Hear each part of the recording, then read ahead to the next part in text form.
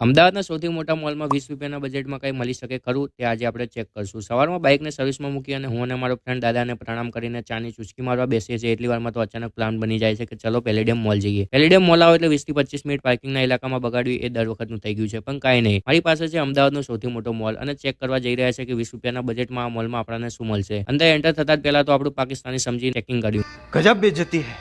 અંદર જંગલી હરણ પણ દેખાણું. अबे साले। કાચ દેખાય એટલે 20 થી 25 ગ્રામ ફોટા પાડી લેવાના. હવે આ મોલની અંદર કોકનું પોડિયું ખવાનું છે, જેનું હોય મને કોન્ટેક્ટ જરૂર કરજો. આ નટ દર વખત અમને એવો અનુભવ કરાવે છે કે અમે મિડલ ક્લાસ છીએ અને આઇકનની મૂવીની ટિકિટ અમને એવો અનુભવ કરાવે છે કે અમે મિડલ ક્લાસ પણ નથી, એનાથી પણ નીચા છીએ.